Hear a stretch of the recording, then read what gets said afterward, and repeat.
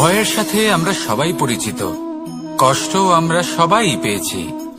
কখনো কখনো আমরা অসুস্থ হয়ে পড়ি, আর এমন সময় হলে মাতার মমতা, কখনো বাবার স্নেহ, কখনো বন্ধুদের পাশে থাকার অনুভূতি আমাদের রোগ নিরাময়ে সাহায্য করে। কখনো যদি আমরা নিরাশ হয়ে পড়ি, তখন যদি আমাদের কোনো আপনজন আমাদের দুটো ভালো কথা বলে, তখন আমাদের মনোবল বেড়ে যায়। ঠিক তেমন সংসারের এই রঙ্গমঞ্চে যদি আপনি পীড়িত অনুভব করেন,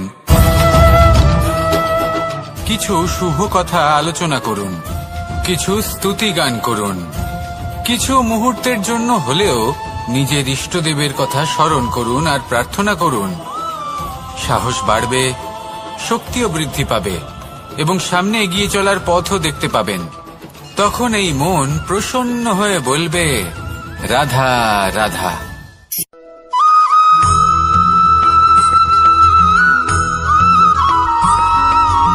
ফিরে আসছিলেন এবং তাদের ফেরার পথে হঠাৎ করে কোথাও থেকে একটি বাছুর চলে এলো। এই দুই বোন ভয়ভীত হয়ে গেলেন আর তাদের হাত থেকে সেই আটা পড়ে গেল, মাটিতে মিশে গেল। এবার এই পুরো ঘটনাক্রমে যদি কারোর বিন্দুমাত্র লাভ হয়ে থাকে, বিন্দুমাত্র আনন্দ পেয়ে থাকে, তাহলে সে কে? সেই ছোট বোন, যিনি মাঝে মাঝেই গমের দানা তুলছিলেন এবং খাচ্ছিলেন। কিছুটা হলেও উনি আনন্দ লাভ করেছিলেন। এবার এরকমই হলো আমাদের জীবনে ভক্তি এবং ভালোবাসা সংক্রান্ত বিষয়। মানুষ নিজের জীবনের দৈনিক কাজে এতটাই ব্যস্ত হয়ে পড়েন, প্রত্যেকদিন শুধু কাজ কাজ কাজ কাজ করতে থাকেন, আর তাতে ভক্তি এবং ভালোবাসার জন্য সময় বার করতেই পারেন না। দেখুন, জীবনে ভক্তি আর প্রেমের এই যে ছোট ছোট মুহূর্ত আছে, এগুলো যদি আপনি যাপন করতে পারেন, তাহলে তাতেই আপনি তৃপ্তি লাভ করবেন। বাকি সবই আপনার ব্যর্থ বলেই মনে হবে। জীবনে যখনই আপনি কোনো কাজ করবেন, ঈশ্বরের প্রতি সমর্পিত হয়ে সেই কাজ করুন। আর যখনই সময় পাবেন, তাহলে সেই সময় নিজের আপনজনদের দিন, যাদের আপনি ভালোবাসেন, তাদের প্রতি যত্নবান হন, তাদের শুভাকাঙ্ক্ষী হন। এই প্রেম আর ভক্তির ছোট ছোট মুহূর্তগুলো আপনার জীবনকে চরিতার্থ করে তুলবে। আসুন আমার সাথে ভালোবেসে বলুন, রাধা রাধা।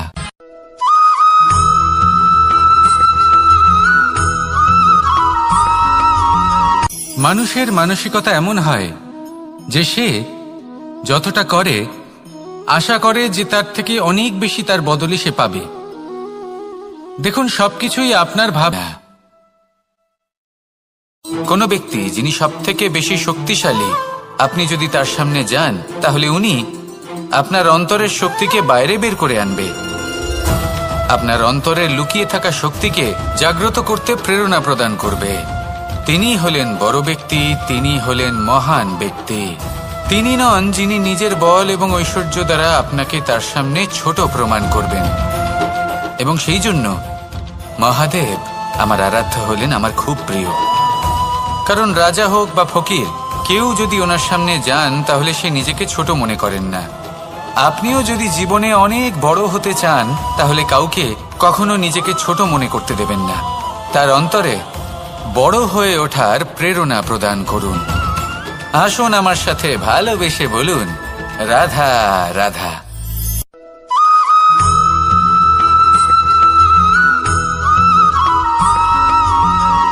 জীবন কিসের উপর নির্ভরশীল? ধনের ওপর? বৈভবের অনুভব যদি আপনি করতে চান, তাহলে তা পাবেন শুধু একতার দ্বারা, সংগঠনের দ্বারা। যদি আপনাকে উদাহরণ দিই, নিজের এই হাতটাকে দেখুন, 5টা আঙুল রয়েছে। কোনো একটা বস্তুকে নিজের একটা আঙুল দ্বারা তুলে ধরার চেষ্টা করে দেখুন, বড়ই কষ্ট হবে। তখন আপনি বুঝতে পারবেন, যখন এই 5টি আঙুল একত্রিত হয়, তখন কোনো কাজ কতটা সহজ হতে পারে। এটাই হলো শক্তি, একতার। সব থেকে ভালো উদাহরণ যদি আপনাকে দিই, তাহলে বাঁশি। এই বাঁশি থেকে অত্যন্ত মধুর সুর নির্গত হয়, যা সবার মন প্রসন্ন করে দেয়। এই কথা সত্যি। কিন্তু এই বাঁশি আমি একটা বা দুটো আঙুল দিয়ে বাজাতে পারবো না। আমাকে প্রত্যেকটা আঙুল ব্যবহার করতেই হবে, তবেই এর থেকে মধুর সুর নির্গত হবে, যা সকলকে প্রসন্ন করবে। ঠিক কিনা? ঠিক এইভাবেই যদি আপনি চান যে আপনার জীবনরূপী বাঁশি থেকেও মধুর সুর নির্গত হোক বা সবার মনকে প্রসন্ন করে তুলুক, তাহলে আপনাকেও জীবনে একতা নিয়ে আসতেই হবে। আপনি একাও কর্ম করতে পারেন, পথ চলতেও পারেন, সামনেও এগোতে পারেন, সাফল্যও লাভ করতে পারেন। কিন্তু যখন সকলে একসাথে এগোবেন, সেই পথে চলবেন, সেই কর্মই করবেন, তখন লক্ষ্যে অবশ্যই পৌঁছবেন, সাফল্য অবশ্যই লাভ করবেন। কিন্তু সেই সাফল্য এবং তার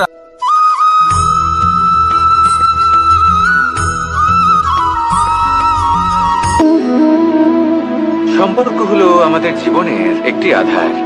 কিছু সম্পর্ক এমন যা আমরা জন্মসূত্রে লাভ করি, যেমন পরিবার, মা, বাবা। কিছু সম্পর্ক আছে যা আমরা জীবনে অর্জন করে থাকি, তা সে প্রেমের হোক, স্নেহের হোক বা বন্ধুত্বের। এই সকল সম্পর্ক লাভ করার বা গড়ে তোলার 5টি ধাপ রয়েছে। প্রথম ধাপ, কোনো ব্যক্তির সাথে আলাপ হওয়া, তার সাথে কথা বলা বা তাকে দেখা। দ্বিতীয় ধাপ, সে ব্যক্তিকে আমাদের ভালো লাগা। তৃতীয় ধাপ, আমাদের এটা চাইতে শুরু করা যে জীবনে এই ব্যক্তি যেন আমাদের বন্ধু হন, আমাদের জীবনে থাকেন, বা আমাদের কাউকে ভালোবেসে ফেলা। আর এটা আমাদের ভাবা বা চাওয়া যে সেই ব্যক্তি যেন আজীবন আমার সাথে থাকেন, আমার জীবনে আমার সাথী হয়ে। চতুর্থ ধাপ, লাভ করা। এবার এই ধাপটি অনেক মানুষের পক্ষেই খুবই সরল হয়, বড়ই সরলভাবে নিজেদের সঙ্গীকে লাভ করে থাকেন। কিছু মানুষের জন্য এই ধাপ অত্যন্ত কঠিন হয়ে থাকে। অনেক প্রতিকূল পরিস্থিতির উপর জয়লাভ করে তারা সঙ্গীকে লাভ করেন, কিন্তু লাভ অবশ্যই করেন। এরপরে আসে পঞ্চম, অন্তিম এবং সবথেকে গুরুত্বপূর্ণ ধাপ। সেটা হলো সেই সম্পর্ক পালন করা। এটা হলো এমন এক বিষয় যা প্রত্যেক মানুষের শেখা উচিত। যদি ব্যক্তি নিজের জীবনে সম্পর্ক রক্ষা করতে শিখে যান, তবে প্রত্যেক সম্পর্ক তার জীবনকে স্বর্গ করে তুলবে। আসুন আর আমার সাথে ভালোবেসে বলুন, রাধা রাধা।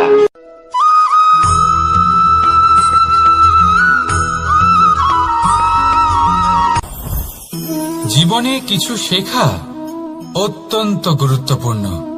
এবার কি কি শিখতে হবে, সেই সব শেখানোর জন্য অনেক শিক্ষক রয়েছেন। কিন্তু কি শিখবেন না আর কি করবেন না, এটা আমাদের নিজের অভিজ্ঞতা দিয়ে শিখতে হয়। কিন্তু তার মানে এটা নয় যে যদি আপনাকে শিখতে হয় যে আগুনের তাপ কতটা, আপনাকে আগুনের মধ্যে হাত দিতে হবে। না, অন্য কারোর অভিজ্ঞতা দ্বারাও শিখতে পারেন। প্রশ্ন শুধুমাত্র একটাই যে আপনি কি শিখতে চান নাকি চান না। যদি আপনি এটাই ভাবেন যে আমি শুধুই নিজের অভিজ্ঞতা দ্বারাই শিখতে চাই, তাহলে জীবনকাল ছোট মনে হবে, অনেক কিছুই শিখতে পারবেন না। তাই নিজের সাথে সাথে বড়দের অভিজ্ঞতা দ্বারাও শেখা শুরু করে দিন। এই সংসারের অভিজ্ঞতা দ্বারা শিখতে শুরু করে দিন। আর এটা নিশ্চিত রূপে শেখা আবশ্যক যে কখন কি করবেন না, কোথায় থামতে হবে আর কোথায় থামবেন না। তাহলে আসুন আর আমার সাথে ভালোবেসে বলুন, রাধা রাধা।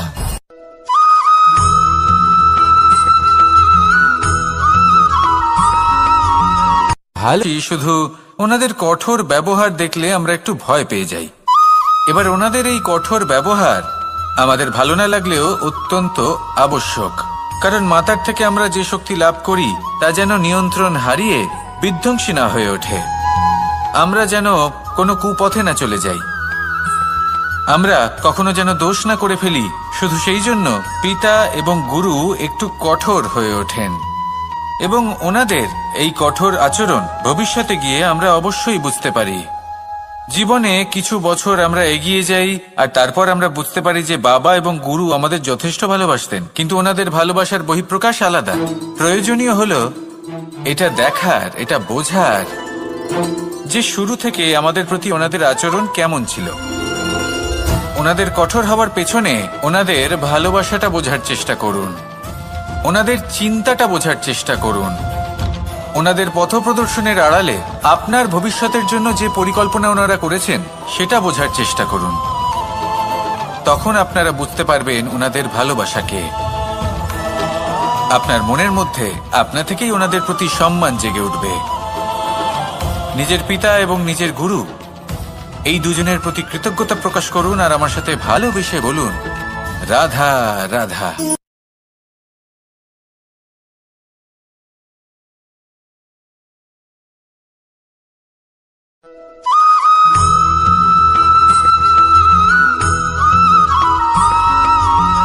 পঞ্চতত্ত্বের মধ্যে দ্বিতীয় তত্ত্ব হল ধরণী, ভূমি। সন্তান যতই আঘাত প্রদান করুক না কেন প্রেম পূর্বক সহ্য করে আর তার বদলে অমূল্য রত্ন প্রদান করে। সন্তান যদি হাল চালায় তাহলে তার বদলে তাকে অন্ন প্রদান করে। এটাই হলো ধরণী। এবার এর থেকে আমরা কি শিক্ষা পেতে পারি? এটাই যে কারোর জন্য কিছু করা বা কাউকে কিছু দেওয়া মনে কোনো কামনা ছাড়াই। আর এই কথাটা বুঝে যান, যদি কারোর জন্য কামনা না রেখে বা কোনো পাওয়ার আশা না রেখে কারোর জন্য কিছু করেন বা কারোকে কিছু দেন, যদি এটা আপনি শিখতে পারেন তবে আপনি ভালোবাসতে শিখে গেছেন। আর সেই জন্যই এই ধরিত্রীকে মাতা বলা হয়। কারণ মাতা শুধু উনি নন যিনি গর্ভে সন্তানকে ধারণ করেন, মাতা তো উনিও যিনি জীবন বাঁচতে শেখান, যিনি জীবন বাঁচার উদাহরণ প্রদান করেন। তাহলে ধরণীর থেকে এই নিঃস্বার্থ ভাব শিখুন, নিঃস্বার্থ ভালোবাসা শিখুন, আর এই ভালোবাসার সাথেই বলুন, রাধা রাধা।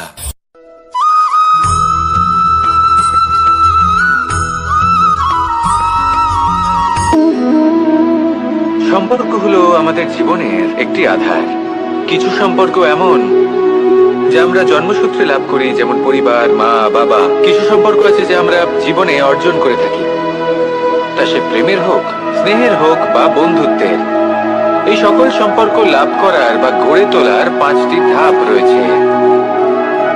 প্রথম ধাপ, কোনো ব্যক্তির সাথে আলাপ হওয়া, তার সাথে কথা বলা বা তাকে দেখা। দ্বিতীয় ধাপ, সে ব্যক্তিকে আমাদের ভালো লাগা। তৃতীয় ধাপ, আমাদের এটা চাইতে শুরু করা যে জীবনে এই ব্যক্তি যেন আমাদের বন্ধু হন, আমাদের জীবনে থাকেন, বা আমাদের কাউকে ভালোবেসে ফেলা আর এটা আমাদের ভাবা বা চাওয়া যে সেই ব্যক্তি যেন আজীবন আমার সাথে থাকেন, আমার জীবনে আমার সাথী হয়ে। চতুর্থ ধাপ, লাভ করা। এবার এই ধাপটি অনেক মানুষের পক্ষেই খুবই সরল হয়, বড়ই সরলভাবে নিজেদের সঙ্গীকে লাভ করে থাকেন। কিছু মানুষের জন্য এই ধাপ অত্যন্ত কঠিন হয়ে থাকে। অনেক প্রতিকূল পরিস্থিতির উপর জয়লাভ করে তারা সঙ্গীকে লাভ করেন, কিন্তু লাভ অবশ্যই করেন। এরপরে আসে পঞ্চম, অন্তিম এবং সব থেকে গুরুত্বপূর্ণ ধাপ। সেটা হলো সেই সম্পর্ক পালন করা। এটা হলো এমন এক বিষয় যা প্রত্যেক মানুষের শেখা উচিত। যদি ব্যক্তি নিজের জীবনে সম্পর্ক রক্ষা করতে শিখে যান, তবে প্রত্যেক সম্পর্ক তার জীবনকে স্বর্গ করে তুলবে। আসুন আর আমার সাথে ভালোবেসে বলুন, রাধা রাধা।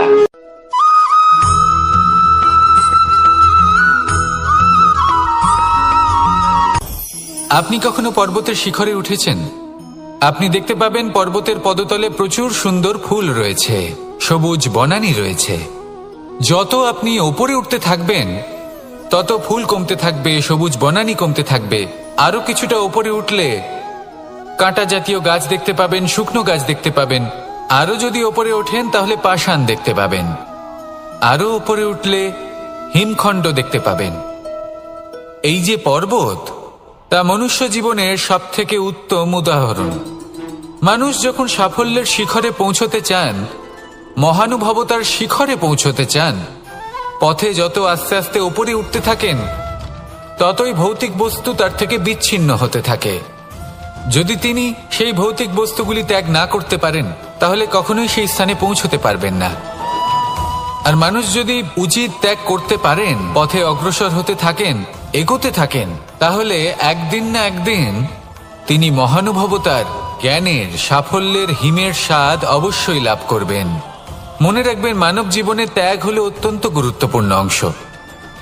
আসুন আমার সাথে ভালোবেসে বলুন, রাধা রাধা।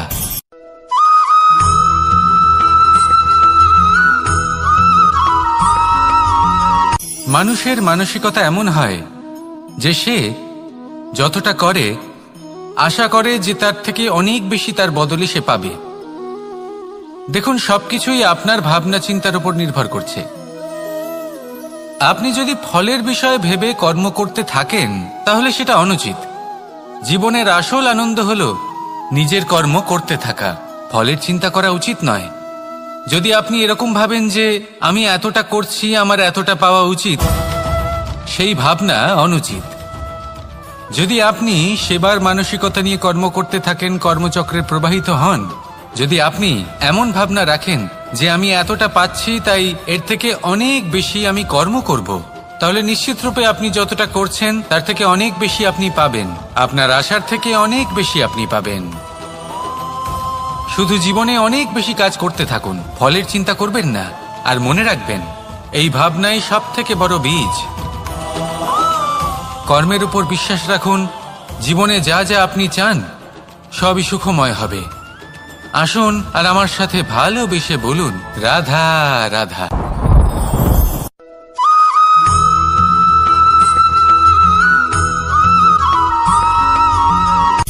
সূচের শেষে একটি ছিদ্র থাকে যার দ্বারা আমরা এই সুতো পরাতে পারি, আর তারপর সূচের সাহায্যে এই সুতো দিয়ে বস্ত্র সেলাই করা যায়। কিন্তু যদি সুতোটা সোজা করে ধরা না হয় তাহলে সূচে কখনো এই সুতো পরানোই সম্ভব নয়। যদি এতে কোনো গিঁট পড়ে তখন তা কখনোই এই ছিদ্র দ্বারা প্রবেশ করা সম্ভব নয়। ঠিক এইভাবেই যদি আপনি কারোর জীবনে প্রবেশ করতে চান, কারোর অন্তরে প্রবেশ করতে চান, তাহলে আপনাকেও সহজ থাকতে হবে। এতে কোনো গিঁট থাকলে চলবে না, অর্থাৎ মনে যাতে কোনো মালিন্য না থাকে, যেন কোনো কুচিন্তা না থাকে। যদি এসব থাকে তাহলে আপনি কখনো কারোর জীবনে প্রবেশ করতে পারবেন না। আর যদি কোনোভাবে আপনি প্রবেশ করেও যান তাহলে তার মনে ঘর করতে পারবেন না। নিজেকে এই সুতোর মতন করে তুলুন, সহজ। মনে যেন কোনো কুচিন্তা না থাকে, সবার প্রতি যেন সদ্ভাবনা থাকে, শুভ চিন্তা থাকে। এমনটা করতে থাকুন। এমন একটা দিন আসবে যেদিন এই সমস্ত সংসারের ব্যক্তির মনে আপনি বাস করবেন, আর তখন এই মন প্রসন্ন হয়ে বলবে, রাধা রাধা।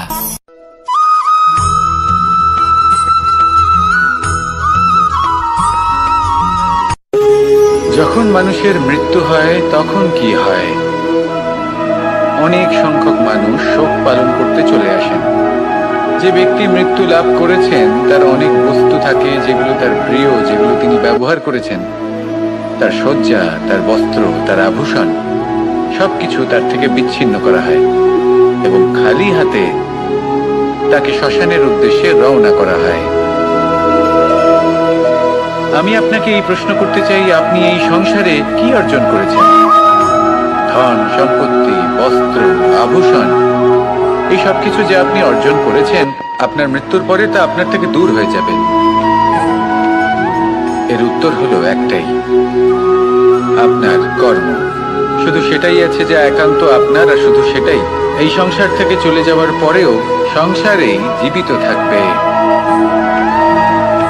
যদি আপনি দুষ্কর্ম করেন তাহলে এই সংসার আপনাকে একটি অনুচিত উদাহরণ হিসেবে মনে রাখবে যে এই ব্যক্তি খুব পাপী ছিল, অনুচিত কর্ম করতেন। যে পথে তিনি চলেছেন সেই পথে কারোর চলা উচিত নয়। সেখানেই যদি আপনি সৎকর্ম করেন তাহলে সংসার চিরকাল এটাই বলবে যে খুব ভালো মানুষ ছিলেন, সবাইকে ভালোবাসতেন, সবাইকে সাহায্য করতেন, আমার খুব প্রিয় মানুষ ছিলেন। এটাই হলো শ্রেষ্ঠ কর্ম। সেই জন্য জীবনে শুধুমাত্র ধন সম্পত্তি, আভূষণ এই সব অর্জন করতে গিয়ে নিজের মনোনিবেশ করবেন না। শ্রেষ্ঠ কর্ম করুন। সংসার থেকে চলে যাওয়ার পরেও এই কর্মই এই সংসারে আপনাকে জীবিত রাখবে। আসুন আমার সাথে ভালোবেসে বলুন, রাধা রাধা।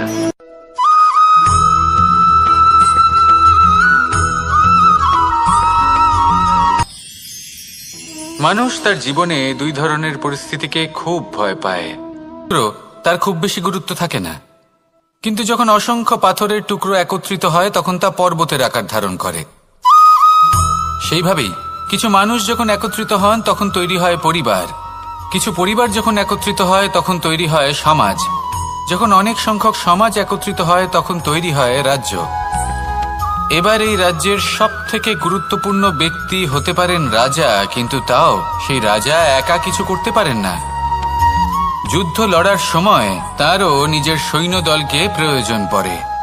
কিন্তু এই সংসারে এমন একজন ব্যক্তি আছেন যিনি একাই সব কাজ করতে থাকেন, এবং সেই ব্যক্তি হলেন মা। আমাদের জীবনে একজন পিতার ভূমিকা কিন্তু নিঃসন্দেহে অমূল্য, কিন্তু আমাদের সকলের জীবনে যে ভূমিকা একজন মায়ের তা অন্য কারোর থাকে না। একজন মা একাই সন্তানকে বড় করতে পারেন, সংস্কারী করে তুলতে পারেন, তার জন্য পরিশ্রম করেন। আর এত কিছু কাজ করার পরেও তার কাজের জন্য তিনি প্রশংসা অবশ্য পান না। উল্টে যদি সেই সন্তান অনুচিত পথে চালিত হয়, অনুচিত কর্ম করে, তখন সেই মাকেই অপবাদের পাত্র হয়ে উঠতে হয়। আমাদের জীবনে মায়ের যোগদান কতটা সেটা বুঝুন। আপনাকে বড় করে তোলার জন্য উনি কতটা পরিশ্রম করেছেন সেটা বুঝুন। আজ থেকে, এখন থেকে, এই মুহূর্ত থেকে মাকে সম্মান করতে শিখুন। যখন সময় পাবেন, যখন সুযোগ হবে, তখন তার প্রশংসা করুন, ওনারও ভালো লাগবে। আর মায়ের এই মমতার জন্য, তার এই ভূমিকার জন্য আসুন সবাই মিলে আমরা তাকে প্রণাম করি, আর সকলে মিলে ভালোবেসে বলি রাধা রাধা।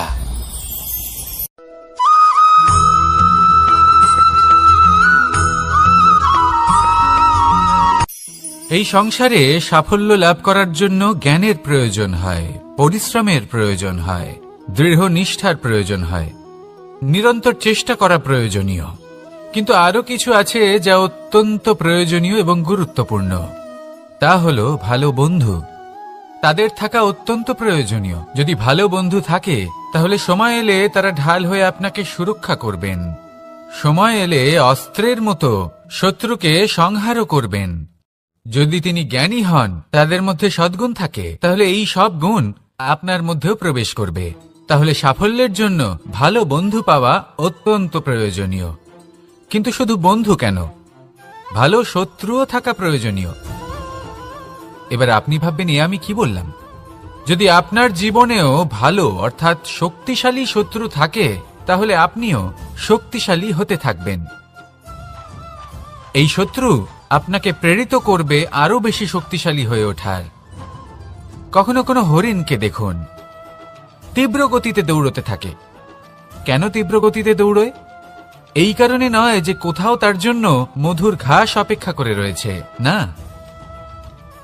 সে এই কারণে তীব্র গতিতে দৌড়য় কারণ সেটা না করলে তার পেছনে একটি সিংহ আছে যে ওকে নিজের ভোজন করে ফেলবে।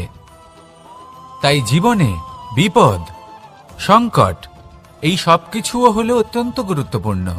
তার সম্মুখীন হতে শিখুন আর আমার সাথে ভালোবেসে বলুন রাধা রাধা।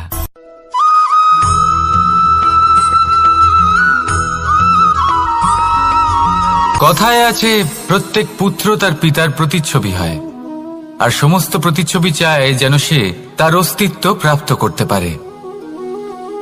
পুত্র চায় সে যেন তার পিতার মতো হয়, বা কখনো কখনো তার থেকেও শ্রেষ্ঠ হয়। সেটা কোনো অনুচিত ব্যাপার নয়। অনুচিত তখন হয় যখন পুত্র নিজের পিতার মতো হবার স্বপ্ন পূরণ করতে গিয়ে বা তার থেকেও শ্রেষ্ঠ হওয়ার স্বপ্ন পূরণে অনুচিত পথের আশ্রয় নেয়। কারণ তারপরে সে তার পিতার গুণগুলি আত্মসাৎ করতে চায় না। সে শুধুই এটা চায় যে সংসারের চোখে যেন আমি শ্রেষ্ঠ প্রমাণিত হই। এটা অনুচিত। সংসারে এমন অনেক মানুষ আছেন যারা এই কারণে শ্রেষ্ঠ হবার চেষ্টা করেন যাতে তার পরিবারের, তার পিতার সম্মান বৃদ্ধি পায়।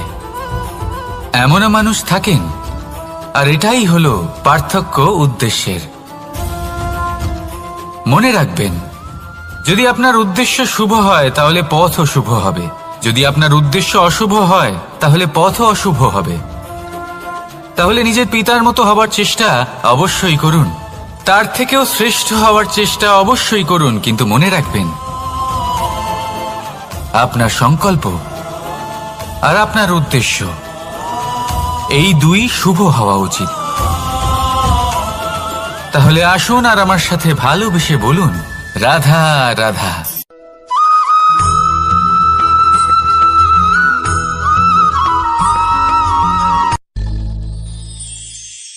শিশিরের বিন্দু পাতার ওপর পড়ে আর তার গায়ে লেগে থাকে।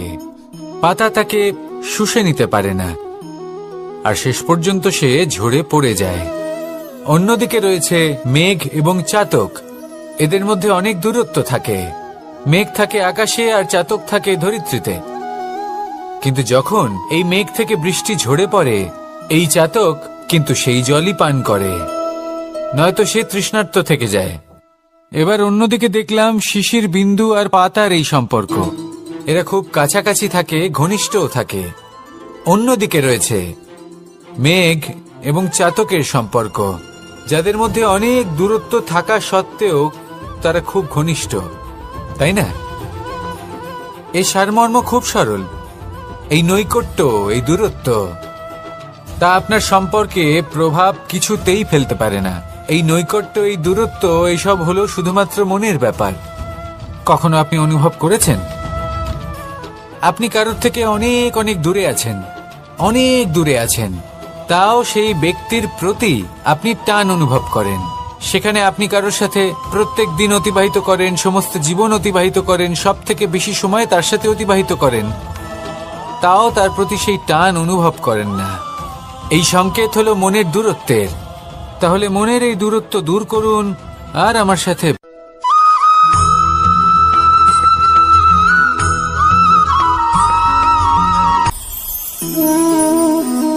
শক্তি এক অত্যন্ত বিচিত্র বস্তু, বা বলতে পারেন অনুভূতি। পিতা সবসময় চান যেন তিনি তার শক্তি পুত্রকে। আসুন আপনাকে সহজে বোঝাই। যদি আপনি সুপাত্র হন আর আপনাকে শক্তি দেওয়া হয়, তাহলে আপনি সেই শক্তির গুরুত্ব বুঝবেন, কোথায় সেই শক্তি প্রয়োগ করা উচিত সেটা বুঝবেন। আর এটা যেহেতু অর্জন করা শক্তি হবে, সেই শক্তির অপব্যবহার হবে না। কিন্তু যদি এই আপনি কুপাত্র হন আর যদি আপনাকে এই শক্তি দেওয়া হয়, তাহলে কি হবে? দেখতে গেলে এই শক্তি আপনি দান হিসেবে পেয়েছেন, তাই না আপনি এই শক্তির গুরুত্ব বুঝবেন আর না এর প্রয়োগ আপনি জানবেন। তার অপব্যবহার হওয়া সুনিশ্চিত। তাই যদি আপনি কোনো শক্তি অর্জন করতে চান, তাহলে আগে তার যোগ্য হয়ে উঠুন। পুত্র নয়, পাত্র হয়ে উঠুন। আর আমার সাথে ভালোবেসে বলুন, রাধা রাধা।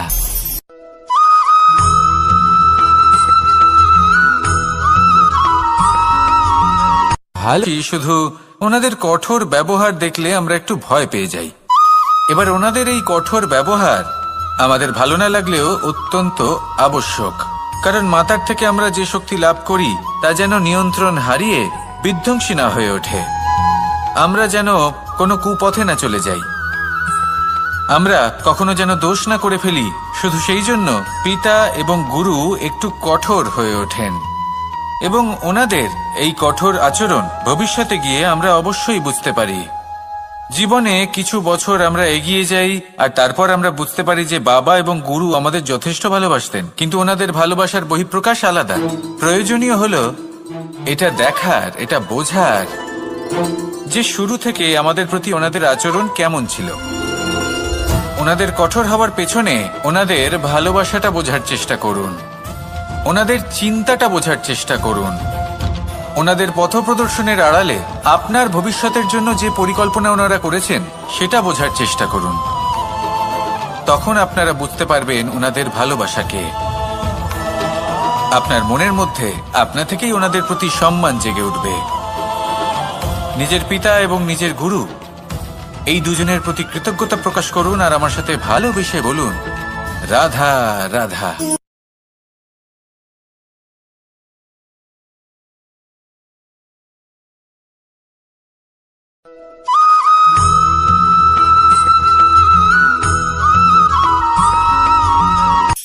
রোদ পেলে এই বৃক্ষগুলি শুকিয়ে যায়, প্রয়োজনের থেকে কম রোদ পেলেও এই বৃক্ষ কিন্তু শুকিয়ে যায়। প্রয়োজনের থেকে কম জল যদি পায় এই বৃক্ষ শুকিয়ে যেতে পারে, প্রয়োজনের থেকে অতিরিক্ত জল যদি পায় তখনও এই বৃক্ষের শিকড়গুলি নষ্ট হয়ে যেতে পারে। এবার এটাই কিন্তু আমাদের সংসারের সাথেও হয়। আমাদের সংসারের সকল প্রতিভাশালী ব্যক্তি, যেমন লেখক, বিচারক, প্রবক্তা, যোদ্ধা, এদের সবার ক্ষেত্রে এই কথাটাই প্রযোজ্য। যদি বেশি প্রশংসা করা হয় তাহলেও এরা হারিয়ে যাবেন। প্রয়োজনের থেকে বেশি যদি নিন্দা করা হয় তখনও তারা নত হয়ে পড়বেন।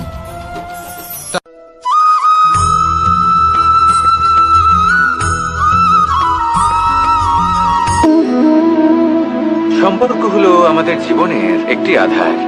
কিছু সম্পর্ক এমন যা আমরা জন্মসূত্রে লাভ করি, যেমন পরিবার, মা, বাবা। কিছু সম্পর্ক আছে যা আমরা জীবনে অর্জন করে থাকি, তা সে প্রেমের হোক, স্নেহের হোক বা বন্ধুত্বের। এই সকল সম্পর্ক লাভ করার বা গড়ে তোলার 5টি ধাপ রয়েছে। প্রথম ধাপ, কোনো ব্যক্তির সাথে আলাপ হওয়া, তার সাথে কথা বলা বা তাকে দেখা। দ্বিতীয় ধাপ, সে ব্যক্তিকে আমাদের ভালো লাগা। তৃতীয় ধাপ, আমাদের এটা চাইতে শুরু করা যে জীবনে এই ব্যক্তি যেন আমাদের বন্ধু হন, আমাদের জীবনে থাকেন, বা আমাদের কাউকে ভালোবেসে ফেলা। আর এটা আমাদের ভাবা বা চাওয়া যে সেই ব্যক্তি যেন আজীবন আমার সাথে থাকেন, আমার জীবনে আমার সাথী হয়ে। চতুর্থ ধাপ, লাভ করা। এবার এই ধাপটি অনেক মানুষের পক্ষেই খুবই সরল হয়, বড়ই সরল ভাবে নিজেদের সঙ্গীকে লাভ করে থাকেন। কিছু মানুষের জন্য এই ধাপ অত্যন্ত কঠিন হয়ে থাকে। অনেক প্রতিকূল পরিস্থিতির উপর জয়লাভ করে তারা সঙ্গীকে লাভ করেন, কিন্তু লাভ অবশ্যই করেন। এরপরে আসে পঞ্চম, অন্তিম এবং সব থেকে গুরুত্বপূর্ণ ধাপ। সেটা হলো সেই সম্পর্ক পালন করা। এটা হলো এমন এক বিষয় যা প্রত্যেক মানুষের শেখা উচিত। যদি ব্যক্তি নিজের জীবনে সম্পর্ক রক্ষা করতে শিখে যান, তবে প্রত্যেক সম্পর্ক তার জীবনকে স্বর্গ করে তুলবে। আসুন আর আমার সাথে ভালোবেসে বলুন, রাধা রাধা।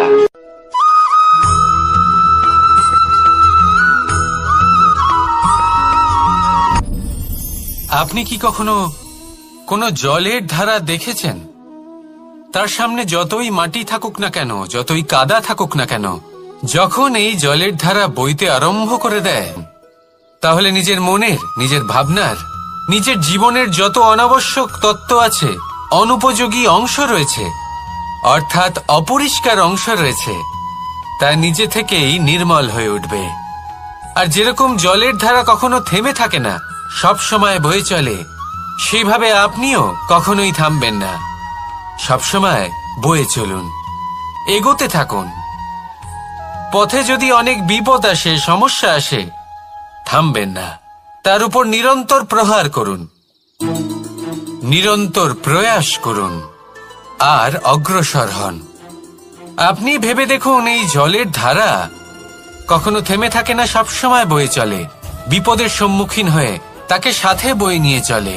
সেই জন্য জলের ধারা, প্রবাহমান এই ধারা, এর থেকে কখনো দুর্গন্ধ আসে না, এতে কখনো ময়লা জমতে পারে না, বরং পালিত হয় সুন্দর প্রাণবন্ত জীবজন্তু, যেমন সুন্দর ছোট মাছ। তাই আপনিও এটাই করুন, কখনো থামবেন না, শুধু চলতে থাকুন, জলের ধারার মতো বইতে থাকুন। আপনি আপনার লক্ষ্য অবশ্যই খুঁজে পাবেন, আর তার সাথে নিজের অন্তরের যে মালিন্য রয়েছে তা আপনি নিজেই নিজের থেকে দূরে করে দেবেন। তাহলে আসুন আর আমার সাথে ভালোবেসে বলুন, রাধা রাধা।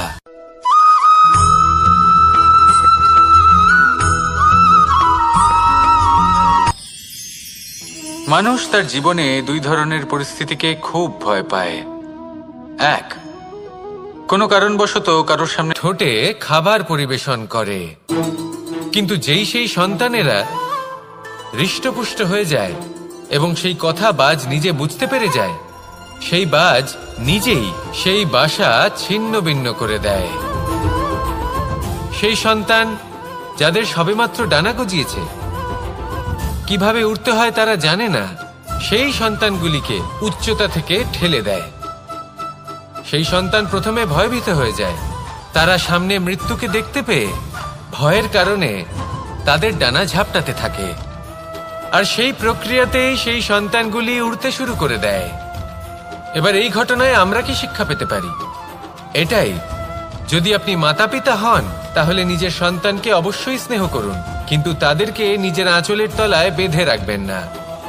যদি আপনি চান আপনার সন্তান জীবনে উন্নতি করুক, তাহলে নিজের মুঠো থেকে তাদের স্বতন্ত্র করে দিন।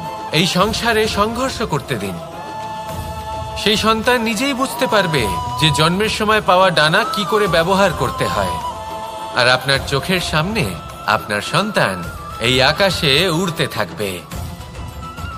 তাহলে আসুন আমার সাথে ভালোবেসে বলুন, রাধা রাধা।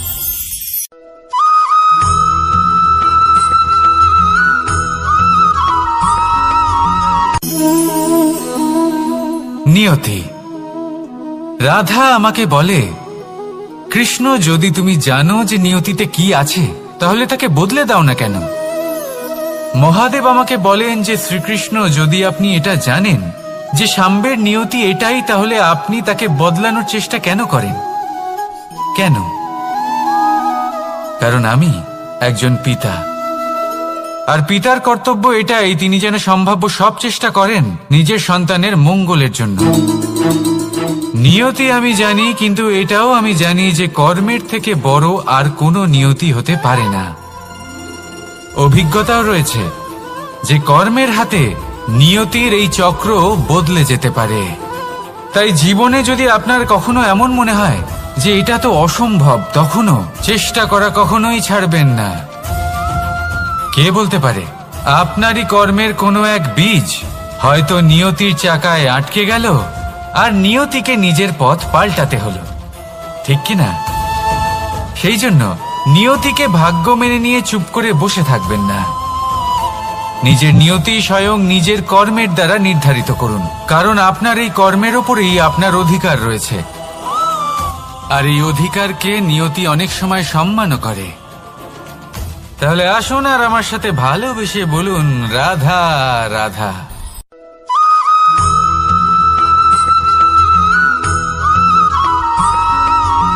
কখনো কখনো আমরা ভাবি যে কোনো ব্যক্তি যিনি ধর্মের পথে চলেছেন, যদি তার দ্বারা কোনো ভুল হয়ে থাকে তাহলে নিয়তি তাকে সেই মুহূর্তেই কঠোর শাস্তি দেন। কিন্তু সেই সব মানুষ যারা সংসারের সবথেকে বড় অধর্মী, বহু নিকৃষ্ট মানের কাজ করেন, তাদের নিয়তি অনেক সুযোগ দেন। তাদের নিয়তি এরকম কঠোর প্রহার করেন না।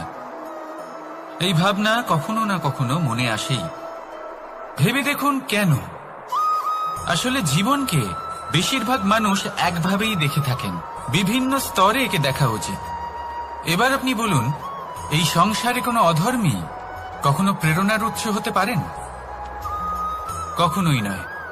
যে মানুষ নিজের আত্মাকে মলিন করে ফেলেছেন, তিনি এই সংসারকে কিভাবে প্রেরণা যোগাবেন? উনি নিজেই বুঝতে পারেন না কোনটা করা উচিত, ধর্ম কোনটা। তাই নিয়তি তাকে একটা সুযোগ দেন, এটা বোঝার সুযোগ দেন যে কোনটা উচিত, কোনটা ধর্ম। সুযোগ দেন নিজের বিবেক জাগিয়ে তোলার, তাকে সুযোগ দেন নিজের অন্তরাত্মার ডাক শোনার। যখন তাতেও কাজ হয় না, তখন নিয়তির কাছে একটাই পথ বাকি থাকে, আর তা হল মহাবিনাশ। মহাবিনাশ হয়তো দেরিতেই আসতে পারে, কিন্তু তা অবশ্যই আসবে। আর যখন মহাবিনাশ আসে, তখন মহাবিনাশের যন্ত্রণা সমগ্র মানব জীবনের যন্ত্রণার থেকে অনেক বেশি হয়। এই কথাটা সবসময় মনে রাখবেন। আর অন্যদিকে যে মানুষ ধর্মের পথে চলছেন, তার দ্বারা যদি কোনো ভুল হয়ে থাকে, তখন নিয়তি তার পরীক্ষা নেন। কিছুক্ষণের জন্য মানুষের মনে হতে পারে নিয়তি তাকে কঠোর শাস্তি দিয়েছেন,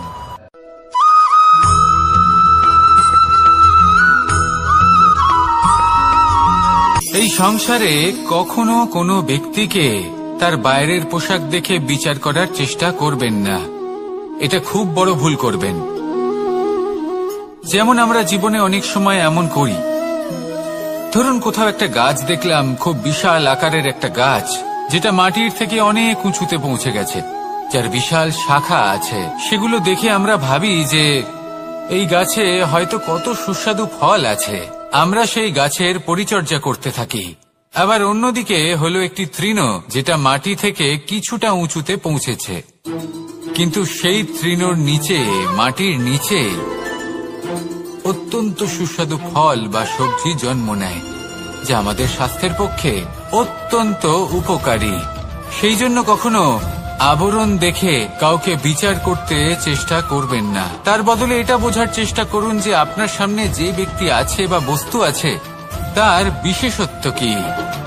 যদি এই বিশেষত্ব বোঝার ক্ষমতা আপনি অর্জন করেন, যদি এই শিল্প আপনি নিজের ভেতরে জাগ্রত করেন, তাহলে এই সংসারে বিশেষত্ব কি সেটা আপনি জানতে পারবেন।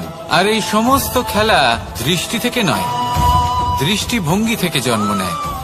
দৃষ্টিভঙ্গি সবসময় শুভ রাখুন, আর আমার সাথে ভালোবেসে বলুন, রাধা রাধা।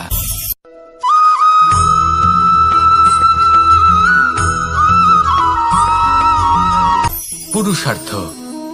শাস্ত্রে 4 ধরনের পুরুষার্থের কথা বলা হয়েছে। প্রথম হলো ধর্ম। আপনি কি জানেন এই ধর্ম আসলে কি? আপনার কি মনে হয় ধর্ম আসলে কি? কোনো বিশেষ ঈশ্বরকে মানাই কি ধর্ম বলা হয়? নাকি কোনো বিশেষ রীতি পালন করাই হলো ধর্ম? নাকি কোনো বিশেষ সাহিত্যকে সর্বশ্রেষ্ঠ মনে করাই হলো ধর্ম? না, ধর্ম হলো সেটা যাকে ধারণ করা যেতে পারে। আর ধারণ শুধু সেটাই করা যায় যা পবিত্র। পবিত্র শুধু তাকেই বলা হয় যা নিঃস্বার্থ, যার মধ্যে শাসন করার কোনো ইচ্ছে নেই, যা সরলভাবেই প্রবাহমান, জল এবং বায়ুর মতো। যখন কোনো ব্যক্তি ধর্মকে ধারণ করেন এবং সেই ধর্ম সেই ব্যক্তিকে রক্ষা করে, তখন তাকে ধর্ম বলা হয়। ধর্ম যা রক্ষা করে অহংকার থেকে, খারাপ চিন্তার হাত থেকে। সেই জন্য পুরুষার্থ গড়ে তোলার আগে, ধর্ম পালন করার আগে, ধর্মের প্রকৃত অর্থ কি সেটা বুঝে নিন। এটা জেনে রাখুন যে সমস্ত ধর্মের আধার, সমস্ত ধর্মের ভিত শুধুমাত্র ভালোবাসা। আসুন আর এই ভালোবাসার সাথেই বলুন, রাধা রাধা।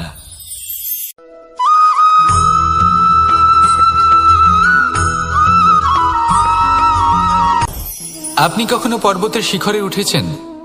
আপনি দেখতে পাবেন পর্বতের পদতলে প্রচুর সুন্দর ফুল রয়েছে, সবুজ বনানী রয়েছে। যত আপনি ওপরে উঠতে থাকবেন, তত ফুল কমতে থাকবে, সবুজ বনানী কমতে থাকবে। আরো কিছুটা ওপরে উঠলে কাঁটা জাতীয় গাছ দেখতে পাবেন, শুকনো গাছ দেখতে পাবেন। আরো যদি ওপরে ওঠেন তাহলে পাষাণ দেখতে পাবেন। আরো ওপরে উঠলে হিমখণ্ড দেখতে পাবেন। এই যে পর্বত, তা মনুষ্য জীবনের সবথেকে উত্তম উদাহরণ। মানুষ যখন সাফল্যের শিখরে পৌঁছতে চান, মহানুভবতার শিখরে পৌঁছতে চান, পথে যত আস্তে আস্তে উপরে উঠতে থাকেন, ততই ভৌতিক বস্তু তার থেকে বিচ্ছিন্ন হতে থাকে। যদি তিনি সেই ভৌতিক বস্তুগুলি ত্যাগ না করতে পারেন, তাহলে কখনোই সেই স্থানে পৌঁছতে পারবেন না। আর মানুষ যদি উচিত ত্যাগ করতে পারেন, পথে অগ্রসর হতে থাকেন, এগোতে থাকেন, তাহলে একদিন না একদিন তিনি মহানুভবতার, জ্ঞানের, সাফল্যের হিমের স্বাদ অবশ্যই লাভ করবেন। মনে রাখবেন, মানব জীবনে ত্যাগ হলো অত্যন্ত গুরুত্বপূর্ণ অংশ। আসুন আমার সাথে ভালোবেসে বলুন, রাধা রাধা।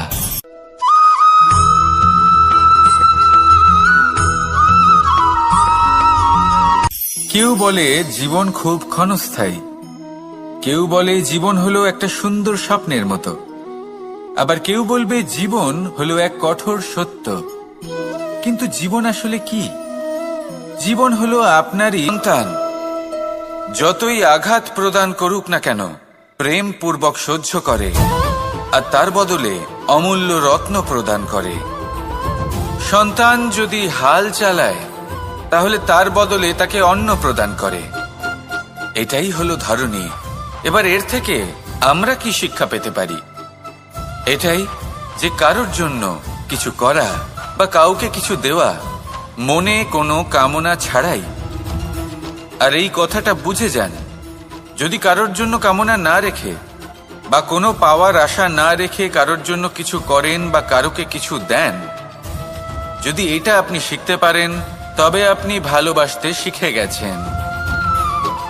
আর সেই জন্যই এই ধরিত্রীকে মাতা বলা হয়, কারণ মাতা শুধু উনি নন যিনি গর্ভে সন্তানকে ধারণ করেন, মাতা তো উনিও যিনি জীবন বাঁচতে শেখান, যিনি জীবন বাঁচার উদাহরণ প্রদান করেন। তাহলে ধরনীর থেকে এই নিঃস্বার্থ ভাব শিখুন, নিঃস্বার্থ ভালোবাসা শিখুন, আর এই ভালোবাসার সাথেই বলুন রাধা রাধা।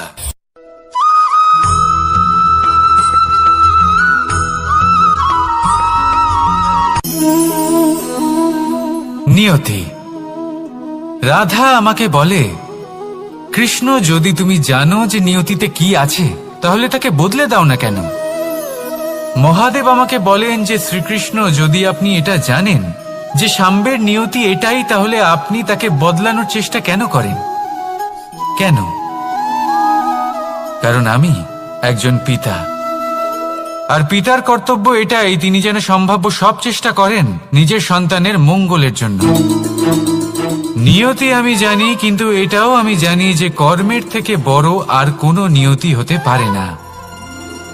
অভিজ্ঞতাও রয়েছে যে কর্মের হাতে নিয়তির এই চক্র বদলে যেতে পারে।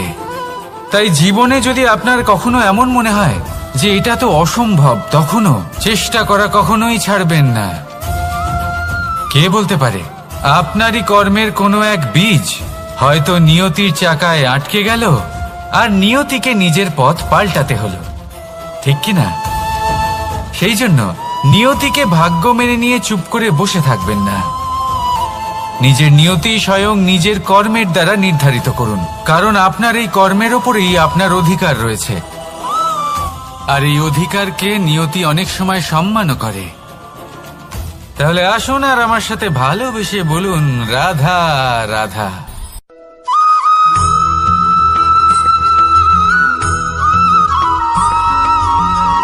মানুষ ভাবেন যে ধন অর্জন করা হলো অত্যন্ত গুরুত্বপূর্ণ। তিনি আজীবন ধন অর্জন করতে থাকেন, ধন অর্জন করার চেষ্টা করতে থাকেন। সে যাই হয়ে যাক না কেন, পরিশ্রম করতে থাকেন।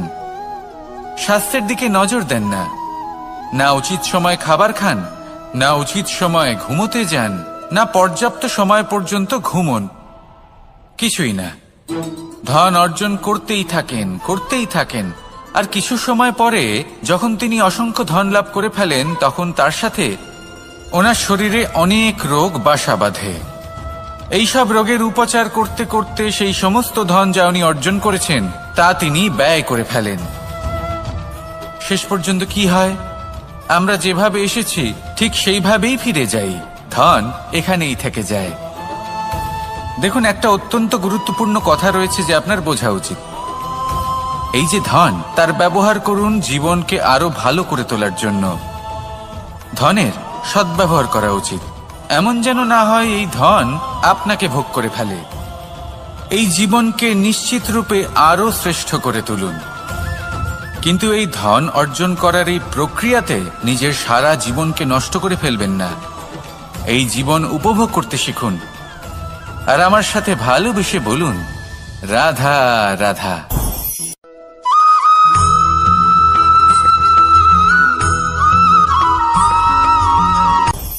আপনি কখনো পর্বতের শিখরে উঠেছেন?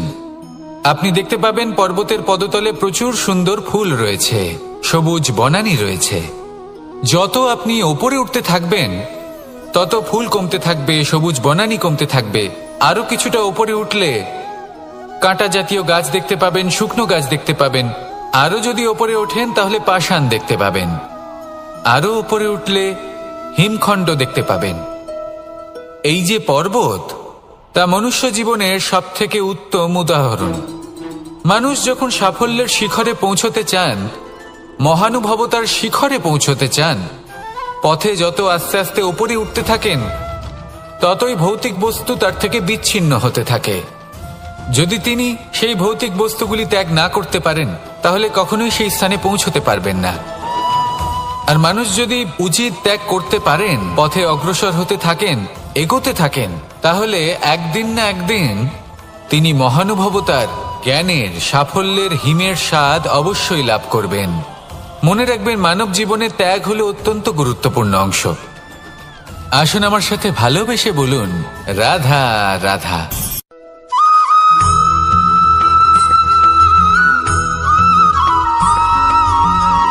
কেউ বলে জীবন খুব ক্ষণস্থায়ী, কেউ বলে জীবন হলো একটা সুন্দর স্বপ্নের মতো, আবার কেউ বলবে জীবন হলো এক কঠোর সত্য। কিন্তু জীবন আসলে কি, মুখী দেখতে পাবেন।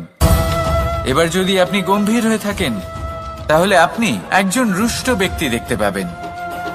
শেষে সবথেকে বেশি গুরুত্বপূর্ণ হলো আপনার চেষ্টা। আপনাকে সবসময় চেষ্টা করতে হবে যাতে আপনি নিজেকে প্রসন্ন এবং ইতিবাচক মনোভাবে রাখেন। এটা হলো আপনারই উত্তরদায়িত্ব, তাকে পালন করুন। এই মনকে প্রসন্ন রাখুন, এই সংসারকে সুন্দর বলে মনে হবে। আর এই মন প্রসন্ন হয়ে বলবে, রাধা রাধা।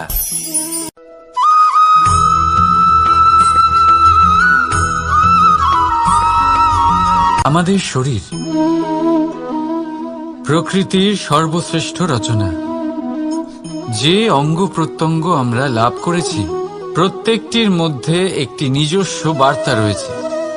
একটু ভেবে দেখুন, দুটি চোখ দিয়েছে দেখার জন্য, দুটি কান দিয়েছে শোনার জন্য, নাসিকাও আছে দুটি, দুটি হাত দিয়েছে দ্বিগুণ পরিশ্রম করার জন্য। কিন্তু জীব শুধুমাত্র একটি, তার উপরেও তীক্ষ্ণ বলিষ্ঠ দাঁত দিয়েছে তার রক্ষার জন্য। কখনো ভেবে দেখেছেন কেন?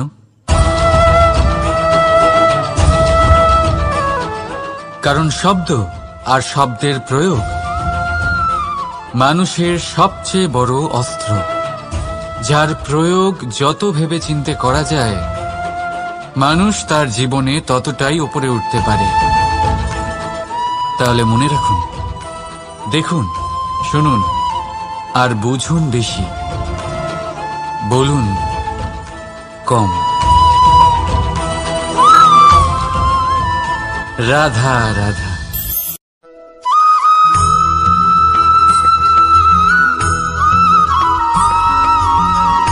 জীবন কিসের উপর নির্ভরশীল? ধনের ওপর? বৈভবের অনুভব যদি আপনি করতে চান, তাহলে তা পাবেন শুধু একতার দ্বারা, সংগঠনের দ্বারা।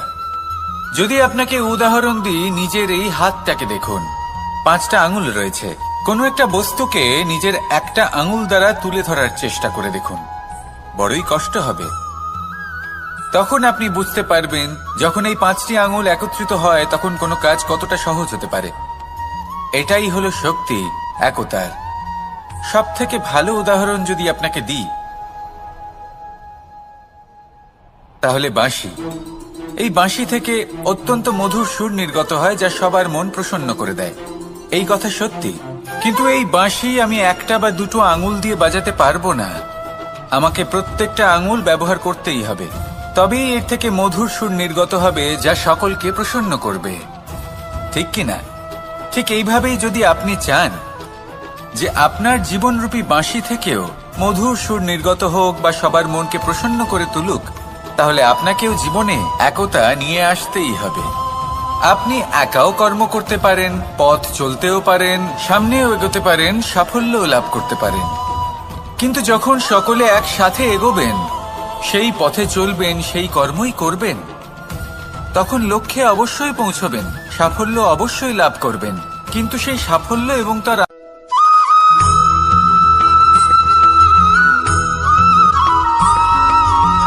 এই সংসারে সব থেকে বেশি কোমল বস্তু হলো রেশম।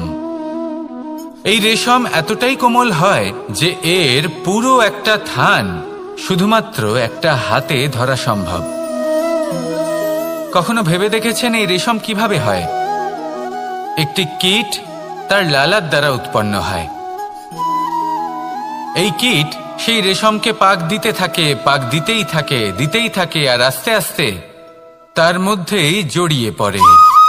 শেষে ওর এই সুন্দর অমূল্য সৃষ্টি রেশমের এই সুতো তার নির্মাণ কার্য পূর্ণ হয়, কিন্তু তাতেই ও নিজে বন্দী হয়ে যায়। নিজেরই মায়াজালের এই বন্দী গৃহে নিজেই ফেঁসে যায়। এবার এই সুতোকে ব্যবহারযোগ্য করে তোলার জন্য এই কীটগুলিকে এই কবচের সাথেই ফুটন্ত জলে ফেলে দেওয়া হয়।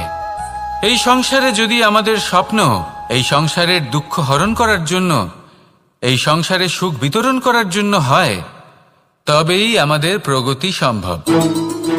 যদি আমাদের এই স্বপ্ন শুধুই আমাদের এবং আমাদের স্বার্থ সিদ্ধির জন্য হয়, তাহলে এই স্বপ্ন আমাদের অন্ধ করে দেবে, আমাদের অন্ধকারের পথে নিয়ে যাবে, আর আমরাও সেই কীটের মতো হয়ে যাব। নিজেদেরই মায়াজালে আমরা নিজেই ফেঁসে যাব, আর শেষে আমরা যদি কিছু লাভ করি তা হবে একাকিত্ব, অন্ধকারময় মৃত্যু। তাই স্বপ্ন অবশ্যই দেখুন, কিন্তু এমনভাবে স্বপ্ন দেখবেন না যে তার এই বন্দিগৃহে আপনি নিজেই ফেঁসে গেলেন। স্বপ্ন দেখুন পরোপকারে।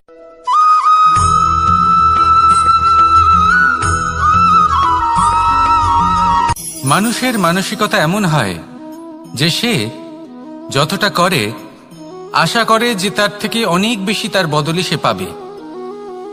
দেখুন, সবকিছুই আপনার ভাবনা চিন্তার উপর নির্ভর করছে। আপনি যদি ফলের বিষয়ে ভেবে কর্ম করতে থাকেন তাহলে সেটা অনুচিত। জীবনের আসল আনন্দ হলো নিজের কর্ম করতে থাকা, ফলের চিন্তা করা উচিত নয়।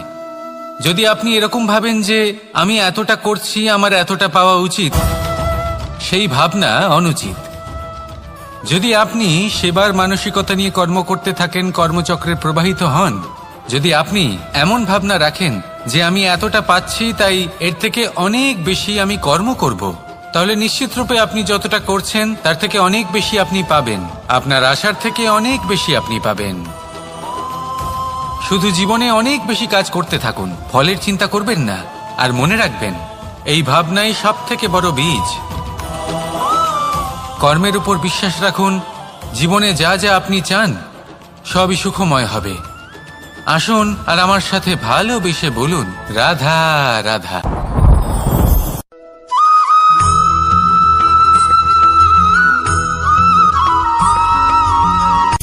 সূচের শেষে একটি ছিদ্র থাকে যার দ্বারা আমরা এই সুতো পরাতে পারি, আর তারপর সূচের সাহায্যে এই সুতো দিয়ে বস্ত্র সেলাই করা যায়। কিন্তু যদি সুতোটা সোজা করে ধরা না হয় তাহলে সূচে কখনো এই সুতো পরানোই সম্ভব নয়। যদি এতে কোনো গিঁট পড়ে তখন তা কখনোই এই ছিদ্র দ্বারা প্রবেশ করা সম্ভব নয়। ঠিক এইভাবেই যদি আপনি কারোর জীবনে প্রবেশ করতে চান, কারোর অন্তরে প্রবেশ করতে চান, তাহলে আপনাকেও সহজ থাকতে হবে। এতে কোনো গিঁট থাকলে চলবে না, অর্থাৎ মনে যাতে কোনো মালিন্য না থাকে, যেন কোনো কুচিন্তা না থাকে। যদি এসব থাকে তাহলে আপনি কখনো কারোর জীবনে প্রবেশ করতে পারবেন না। আর যদি কোনোভাবে আপনি প্রবেশ করেও যান তাহলে তার মনে ঘর করতে পারবেন না। নিজেকে এই সুতোর মতন করে তুলুন, সহজ। মনে যেন কোনো কুচিন্তা না থাকে, সবার প্রতি যেন সদ্ভাবনা থাকে, শুভ চিন্তা থাকে। এমনটা করতে থাকুন। এমন একটা দিন আসবে যেদিন এই সমস্ত সংসারের ব্যক্তির মনে আপনি বাস করবেন, আর তখন এই মন প্রসন্ন হয়ে বলবে, রাধা রাধা।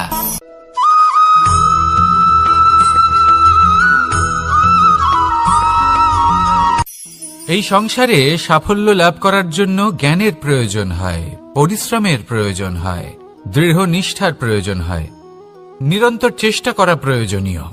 কিন্তু আরো কিছু আছে যা অত্যন্ত প্রয়োজনীয় এবং গুরুত্বপূর্ণ। তা হলো ভালো বন্ধু। তাদের থাকা অত্যন্ত প্রয়োজনীয়। যদি ভালো বন্ধু থাকে তাহলে সময় এলে তারা ঢাল হয়ে আপনাকে সুরক্ষা করবেন। সময় এলে অস্ত্রের মতো শত্রুকে সংহারও করবেন। যদি তিনি জ্ঞানী হন, তাদের মধ্যে সদ্গুণ থাকে, তাহলে এই সব গুণ আপনার মধ্যেও প্রবেশ করবে। তাহলে সাফল্যের জন্য ভালো বন্ধু পাওয়া অত্যন্ত প্রয়োজনীয়। কিন্তু শুধু বন্ধু কেন, ভালো শত্রুও থাকা প্রয়োজনীয়।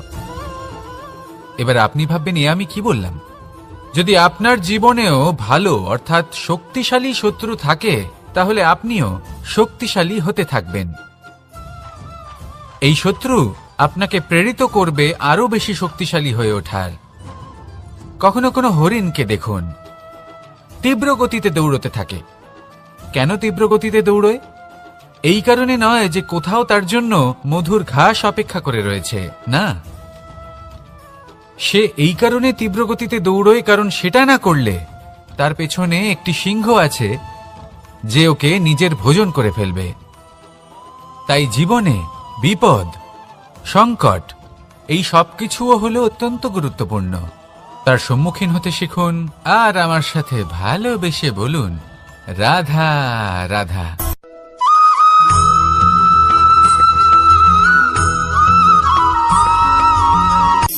শক্তি শক্তি অর্জন করা এতটা কঠিন নয় যতটা শক্তি লাভ করার পরে সেই শক্তি সামলানো কঠিন হয়। কারণ যেই মানুষ শক্তি লাভ করে তার মনে গর্ববোধ জন্মায়, জন্মায় অহংকার, জন্মায় জেদ। তাই শক্তি প্রাপ্ত করার সাথে বিনম্র থাকাও অত্যন্ত আবশ্যক। আর এটা আমাদের শেখা উচিত বৃক্ষের থেকে। বৃক্ষ যা আমাদের ফল দেয়, বৃক্ষ যা যত ফল দেয় ততটাই ঝুঁকে যায়। আমরা পাথর মারি ওই বৃক্ষের থেকে ফল প্রাপ্ত করার জন্য। সেই পাথরের মার সহ্য করেও বৃক্ষ আমাদের ফল দেয়। কোনো গর্ববোধ নেই, কোনো অহংকার বোধ নেই। আর সেই জন্য এই বৃক্ষের পুজো করা হয়। এটাই হলো মাহাত্ম্য শক্তির সাথে বিনম্রতার। যদি এই শক্তি সৃজন করে থাকে, সাহায্য করে থাকে, সম্বল হয়ে থাকে, তবেই সেই শক্তি উপযুক্ত। আর নয়তো সেই শক্তি একদিন আপনাকে আসক্ত অবশ্যই করবে। তাহলে শক্তি অবশ্যই অর্জন করুন, কিন্তু তার সাথে সেই শক্তি সামলানোর মতো বিবেকও আপনাকে অবশ্যই জাগ্রত করতে হবে। তাহলে আসুন আমার সাথে ভালোবেসে বলুন, রাধা রাধা।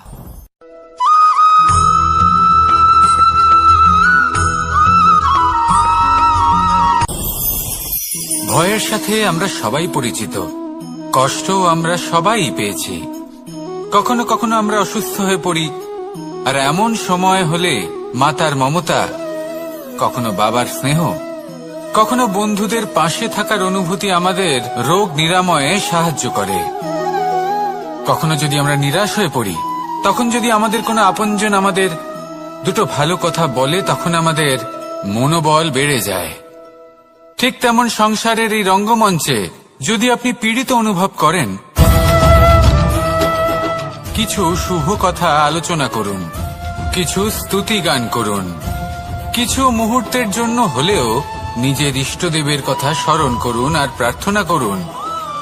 সাহস বাড়বে, শক্তিও বৃদ্ধি পাবে এবং সামনে এগিয়ে চলার পথও দেখতে পাবেন। তখন এই মন প্রসন্ন হয়ে বলবে, রাধা রাধা।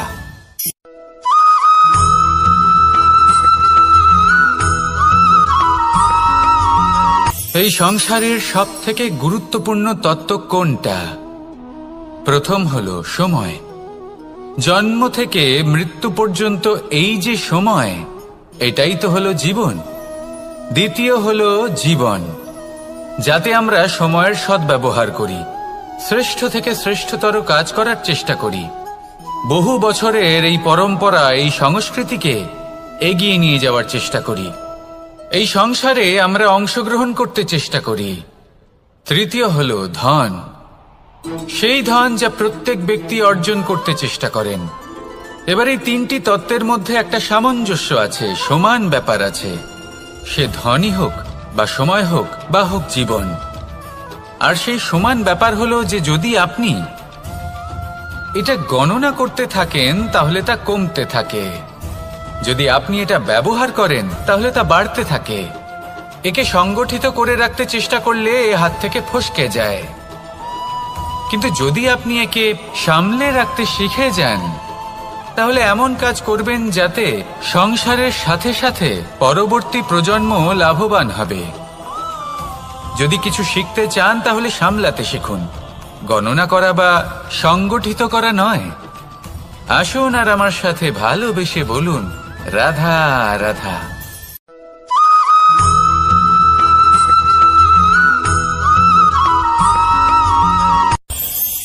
এই সংসারে আমরা প্রকাশ কোথা থেকে পাই? এর উত্তর বড়ই সরল। ভোরে যখন সূর্যোদয় হয় তখন প্রকাশের কিরণ আমাদের ঘরে এসে পৌঁছয়। এইভাবেই আমরা প্রকাশ লাভ করি। এবার এই প্রকাশের আলোতেই আমরা সারাদিনের কাজ সম্পন্ন করি। সন্ধে হয়ে যায়, সূর্যাস্তও হয়ে যায়। আর আমাদের ঘর যাতে অন্ধকার না হয় তার জন্য আমরা একটা প্রদীপ প্রজ্বলিত করি। এটাই ঘটে আমাদের জীবনেও। এবার প্রবাহমান আয়ুর সাথে আমরা আমাদের অন্তরে যদি একটা প্রদীপ প্রজ্বলিত করে নিই তাহলে বিষয়টাই অন্যরকম হবে। এবার আপনি বলবেন কোন প্রকাশের কথা বলছি যা আমাদের অন্তরে জাগ্রত করা সম্ভব? আমাদের আত্মার মাঝে প্রেমের প্রকাশ জাগ্রত করার কথা বলছি। কারণ আমাদের এই জীবন এও হলো দিনের আলোর মতো। আজ প্রকাশ আছে, কিন্তু কোনোদিন অবশ্যই অস্ত হবে।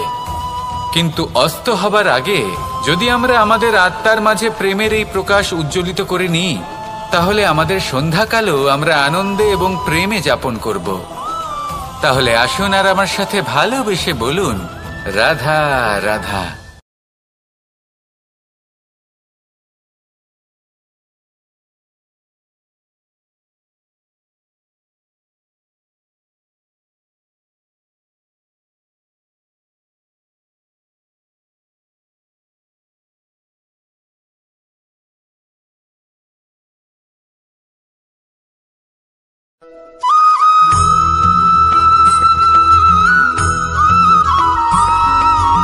আমাদের শরীর প্রকৃতির সর্বশ্রেষ্ঠ রচনা। যে অঙ্গ প্রত্যঙ্গ আমরা লাভ করেছি প্রত্যেকটির মধ্যে একটি নিজস্ব বার্তা রয়েছে। একটু ভেবে দেখুন, দুটি চোখ দিয়েছে দেখার জন্য, দুটি কান দিয়েছে শোনার জন্য, নাসিকাও আছে দুটি, দুটি হাত দিয়েছে দ্বিগুণ পরিশ্রম করার জন্য। কিন্তু জীব শুধুমাত্র একটি। তার উপরেও তীক্ষ্ণ বলিষ্ঠ দাঁত দিয়েছে তার রক্ষার জন্য। কখনো ভেবে দেখেছেন কেন?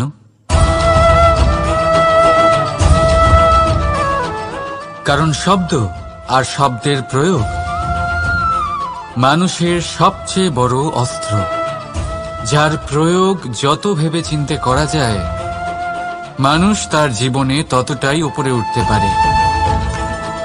তাহলে মনে রাখুন, দেখুন, শুনুন আর বুঝুন বেশি, বলুন কম। রাধা রাধা।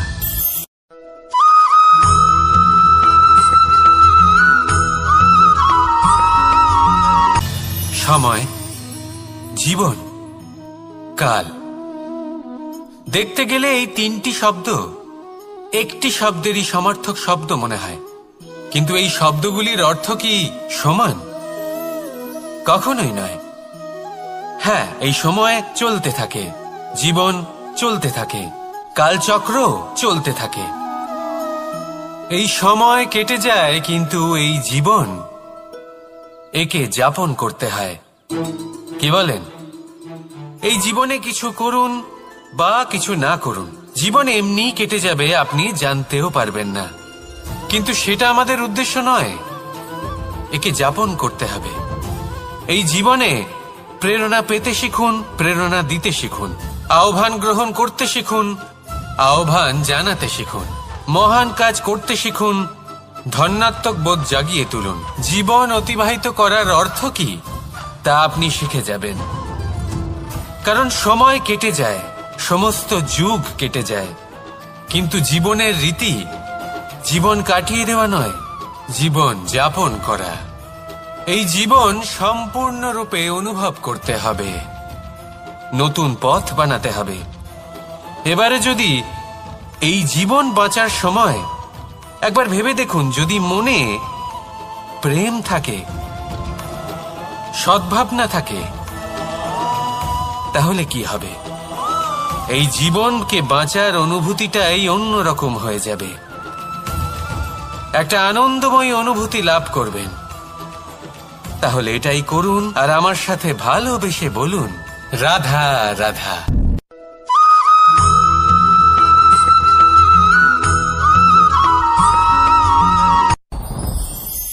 সাথী। সাথী এই শব্দটির ব্যাখ্যা কে কিভাবে করে? মিত্র, সখা, বন্ধু। কিন্তু অর্থ একটাই, তিনি যিনি আপনার সঙ্গী হন আর তিনি যার সাথী আপনি হন। এবার সব থেকে বড় প্রশ্ন হলো এটাই যে তিনি কে হতে পারেন যাকে আপনি আপনার সাথী বলে মেনে নিতে পারেন, নিজের সখা, নিজের মিত্র, নিজের বন্ধু মেনে নিতে পারেন। আপনার সাথী হলেন তিনি যিনি দুঃখের সময় আপনার পাশে থাকবেন, আপনার হাত ধরে থাকবেন। আপনার সাথী হলেন তিনি যার হাত আপনি নিজের সুখের দিনে ধরে থাকবেন। সেই সাথীরই হাত ধরুন যিনি দুঃখে সবসময় আপনাকে সাহায্য করার জন্য তৎপর হয়ে থাকেন, আপনার পাশে থাকেন, আর যাকে সুখের দিনে আপনি আপনার সাথে রাখতে পারেন। আর যখন আপনার সাথে আপনার এই সাথী থাকবে তখন আপনি এটা বুঝবেন যে যখন জীবনে দুঃখ আসে তখন এই দুঃখ কমে যায়, সবার মধ্যে ভাগ হয়ে যায়। আর যদি তখন সুখ আসে তাহলে সেটা সবার উপস্থিতিতে আরো বেড়ে যায়। এটাই হলো প্রেম, এটাই হলো ভালোবাসা, এটাই হলো সঙ্গ। যেমন সম্পর্ক আমার আর রাধার মাঝে। তাহলে আসুন আর আমার সাথে ভালোবেসে বলুন, রাধা রাধা।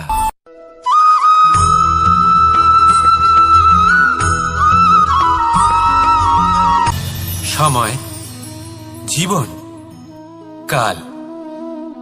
দেখতে গেলে এই তিনটি শব্দ, একটি শব্দ আপনার মধ্যে ধৈর্য না থাকে তাহলে এটা আপনাকে আরো বেশি দুঃখের গভীর অন্ধকারে ঠেলে দেবে। সেখানে শক্তি পরীক্ষা নেয় আপনার বিনম্রতার।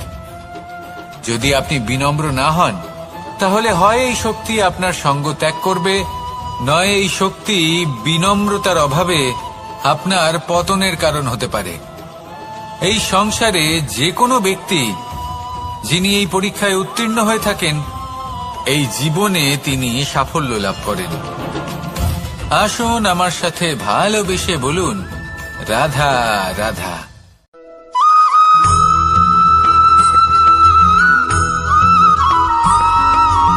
কখনো কখনো আমরা ভাবি যে কোনো ব্যক্তি যিনি ধর্মের পথে চলেছেন, যদি তার দ্বারা কোনো ভুল হয়ে থাকে তাহলে নিয়তি তাকে সেই মুহূর্তেই কঠোর শাস্তি দেন। কিন্তু সেই সব মানুষ যারা সংসারের সব থেকে বড় অধর্মী, বহু নিকৃষ্ট মানের কাজ করেন, তাদের নিয়তি অনেক সুযোগ দেন। তাদের নিয়তি এরকম কঠোর প্রহার করেন না। এই ভাবনা কখনো না কখনো মনে আসেই। ভেবে দেখুন কেন? আসলে জীবনকে বেশিরভাগ মানুষ একভাবেই দেখে থাকেন, বিভিন্ন স্তরে একে দেখা উচিত। এবার আপনি বলুন, এই সংসারে কোনো অধর্মী কখনো প্রেরণার উৎস হতে পারেন? কখনোই নয়।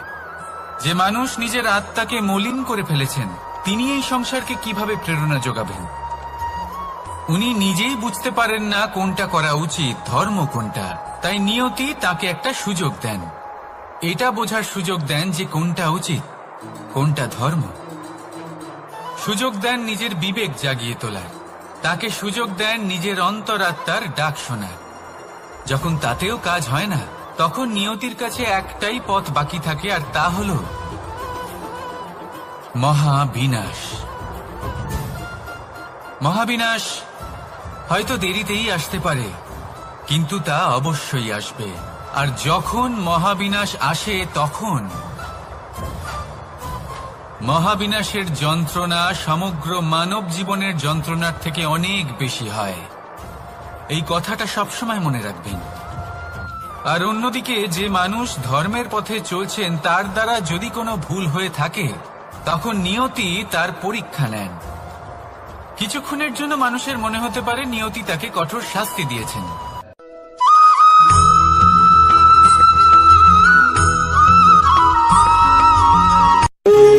যখন মানুষের মৃত্যু হয় তখন কি হয়? অনেক সংখ্যক মানুষ শোক পালন করতে চলে আসেন। যে ব্যক্তি মৃত্যু লাভ করেছেন তার অনেক বস্তু থাকে যেগুলো তার প্রিয়, যেগুলো তিনি ব্যবহার করেছেন।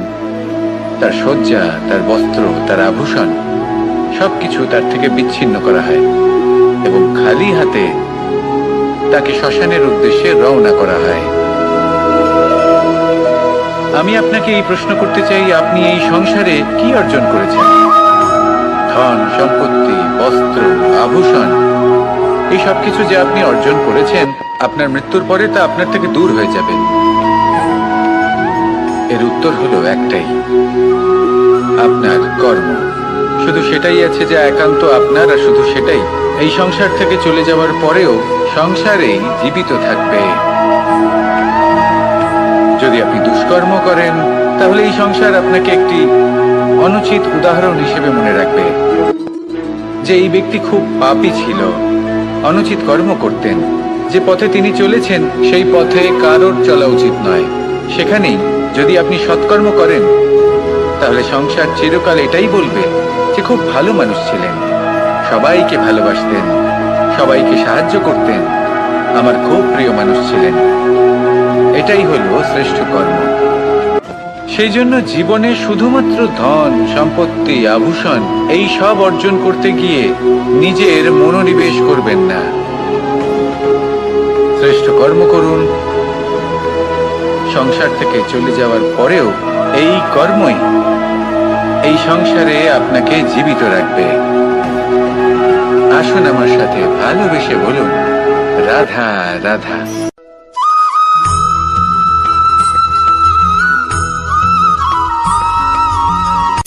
সূচের শেষে একটি ছিদ্র থাকে যার দ্বারা আমরা এই সুতো পরাতে পারি, আর তারপর সূচের সাহায্যে এই সুতো দিয়ে বস্ত্র সেলাই করা যায়। কিন্তু যদি সুতোটা সোজা করে ধরা না হয়, তাহলে সূচে কখনো এই সুতো পরানোই সম্ভব নয়। যদি এতে কোনো গিঁট পড়ে, তখন তা কখনোই এই ছিদ্র দ্বারা প্রবেশ করা সম্ভব নয়। ঠিক এইভাবেই যদি আপনি কারোর জীবনে প্রবেশ করতে চান, কারোর অন্তরে প্রবেশ করতে চান, তাহলে আপনাকেও সহজ থাকতে হবে। এতে কোনো গিঁট থাকলে চলবে না, অর্থাৎ মনে যাতে কোনো মালিন্য না থাকে, যেন কোনো কুচিন্তা না থাকে। যদি এসব থাকে, তাহলে আপনি কখনো কারোর জীবনে প্রবেশ করতে পারবেন না। আর যদি কোনোভাবে আপনি প্রবেশ করেও যান, তাহলে তার মনে ঘর করতে পারবেন না। নিজেকে এই সুতোর মতন করে তুলুন, সহজ। মনে যেন কোনো কুচিন্তা না থাকে, সবার প্রতি যেন সদ্ভাবনা থাকে, শুভ চিন্তা থাকে। এমনটা করতে থাকুন। এমন একটা দিন আসবে যেদিন এই সমস্ত সংসারের ব্যক্তির মনে আপনি বাস করবেন, আর তখন এই মন প্রসন্ন হয়ে বলবে, রাধা রাধা।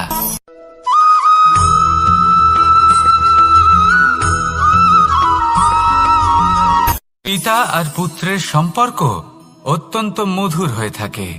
পিতা স্বপ্ন দেখেন, তাকে পূর্ণ করার সকল সম্ভাব্য চেষ্টা করেন, কিন্তু তাও অনেক সময় তার খুব বেশি গুরুত্ব থাকে না। কিন্তু যখন অসংখ্য পাথরের টুকরো একত্রিত হয়, তখন তা পর্বতের আকার ধারণ করে। সেইভাবেই কিছু মানুষ যখন একত্রিত হন, তখন তৈরি হয় পরিবার। কিছু পরিবার যখন একত্রিত হয়, তখন তৈরি হয় সমাজ। যখন অনেক সংখ্যক সমাজ একত্রিত হয়, তখন তৈরি হয় রাজ্য। এবার এই রাজ্যের সবথেকে গুরুত্বপূর্ণ ব্যক্তি হতে পারেন রাজা, কিন্তু তাও সেই রাজা একা কিছু করতে পারেন না। যুদ্ধ লড়ার সময় তারও নিজের সৈন্যদলকে প্রয়োজন পড়ে। কিন্তু এই সংসারে এমন একজন ব্যক্তি আছেন যিনি একাই সব কাজ করতে থাকেন, এবং সেই ব্যক্তি হলেন মা। আমাদের জীবনে একজন পিতার ভূমিকা কিন্তু নিঃসন্দেহে অমূল্য, কিন্তু আমাদের সকলের জীবনে যে ভূমিকা একজন মায়ের, তা অন্য কারোর থাকে না। একজন মা একাই সন্তানকে বড় করতে পারেন, সংস্কারী করে তুলতে পারেন, তার জন্য পরিশ্রম করেন। আর এত কিছু কাজ করার পরেও তার কাজের জন্য তিনি প্রশংসা অবশ্য পান না। উল্টে যদি সেই সন্তান অনুচিত পথে চালিত হয়, অনুচিত কর্ম করে, তখন সেই মাকেই অপবাদের পাত্র হয়ে উঠতে হয়। আমাদের জীবনে মায়ের যোগদান কতটা, সেটা বুঝুন। আপনাকে বড় করে তোলার জন্য উনি কতটা পরিশ্রম করেছেন, সেটা বুঝুন। আজ থেকে, এখন থেকে, এই মুহূর্ত থেকে মাকে সম্মান করতে শিখুন। যখন সময় পাবেন, যখন সুযোগ হবে, তখন তার প্রশংসা করুন। ওনারও ভালো লাগবে। আর মায়ের এই মমতার জন্য, তার এই ভূমিকার জন্য আসুন সবাই মিলে আমরা তাকে প্রণাম করি। আর সকলে মিলে ভালোবেসে বলি, রাধা রাধা। ভয়ের সাথে আমরা সবাই পরিচিত, কষ্টও আমরা সবাই পেয়েছি। কখনো কখনো আমরা অসুস্থ হয়ে পড়ি, আর এমন সময় হলে মাতার মমতা, কখনো বাবার স্নেহ, কখনো বন্ধুদের পাশে থাকার অনুভূতি আমাদের রোগ নিরাময়ে সাহায্য করে। কখনো যদি আমরা নিরাশ হয়ে পড়ি, তখন যদি আমাদের কোনো আপনজন আমাদের দুটো ভালো কথা বলে, তখন আমাদের মনোবল বেড়ে যায়। ঠিক তেমন সংসারের এই রঙ্গমঞ্চে যদি আপনি পীড়িত অনুভব করেন, কিছু শুভ কথা আলোচনা করুন, কিছু স্তুতি গান করুন, কিছু মুহূর্তের জন্য হলেও নিজের ইষ্টদেবের কথা স্মরণ করুন আর প্রার্থনা করুন। সাহস বাড়বে, শক্তিও বৃদ্ধি পাবে এবং সামনে এগিয়ে চলার পথও দেখতে পাবেন। তখন এই মন প্রসন্ন হয়ে বলবে, রাধা রাধা।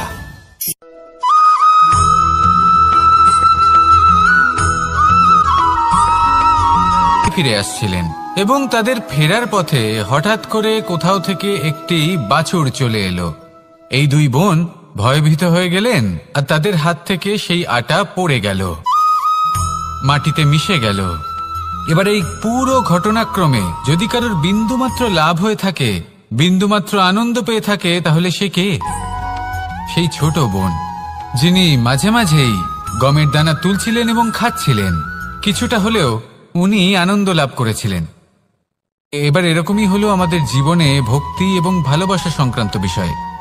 মানুষ নিজের জীবনের দৈনিক কাজে এতটাই ব্যস্ত হয়ে পড়েন, প্রত্যেকদিন শুধু কাজ কাজ কাজ কাজ করতে থাকেন, আর তাতে ভক্তি এবং ভালোবাসার জন্য সময় বার করতেই পারেন না। দেখুন, জীবনে ভক্তি আর প্রেমের এই যে ছোট ছোট মুহূর্ত আছে, এগুলো যদি আপনি যাপন করতে পারেন, তাহলে তাতেই আপনি তৃপ্তি লাভ করবেন। বাকি সবই আপনার ব্যর্থ বলেই মনে হবে। জীবনে যখনই আপনি কোনো কাজ করবেন, ঈশ্বরের প্রতি সমর্পিত হয়ে সেই কাজ করুন। আর যখনই সময় পাবেন, তাহলে সেই সময় নিজের আপনজনদের দিন। যাদের আপনি ভালোবাসেন তাদের প্রতি যত্নবান হন, তাদের শুভাকাঙ্ক্ষী হন। এই প্রেম আর ভক্তির ছোট ছোট মুহূর্তগুলো আপনার জীবনকে চরিতার্থ করে তুলবে। আসুন আমার সাথে ভালোবেসে বলুন, রাধা রাধা।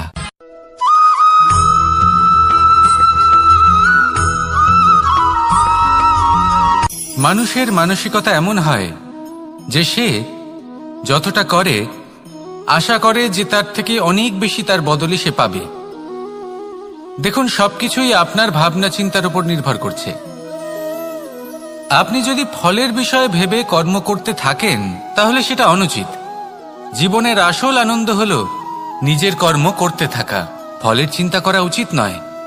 যদি আপনি এরকম ভাবেন যে আমি এতটা করছি, আমার এতটা পাওয়া উচিত, সেই ভাবনা অনুচিত। যদি আপনি সেবার মানসিকতা নিয়ে কর্ম করতে থাকেন, কর্মচক্রে প্রবাহিত হন, যদি আপনি এমন ভাবনা রাখেন যে আমি এতটা পাচ্ছি, তাই এর থেকে অনেক বেশি আমি কর্ম করব, তাহলে নিশ্চিতরূপে আপনি যতটা করছেন তার থেকে অনেক বেশি আপনি পাবেন। আপনার আশার থেকে অনেক বেশি আপনি পাবেন। শুধু জীবনে অনেক বেশি কাজ করতে থাকুন, ফলের চিন্তা করবেন না। আর মনে রাখবেন, এই ভাবনাই সব থেকে বড় বীজ। কর্মের উপর বিশ্বাস রাখুন। জীবনে যা যা আপনি চান সবই সুখময় হবে। আসুন আর আমার সাথে ভালোবেসে বলুন, রাধা রাধা।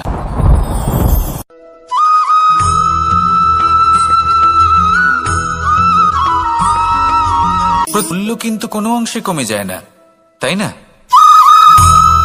মানুষ যখন হিরে নিজের হাতে নেয়, তখন সবার আগে কি খোঁজে? দর্পণ, যাতে তার মধ্যে দিয়ে দেখে সে বুঝতে পারে যে সেই হিরে আদৌ তার শোভাবর্ধন করছে কিনা, তাকে ভালো দেখাচ্ছে কিনা, প্রসাধনের জন্য সেটা ব্যবহার করা ঠিক হবে কিনা। অর্থাৎ হীরের উপস্থিতিতে দর্পণের গুরুত্ব কম হলো না, দর্পণের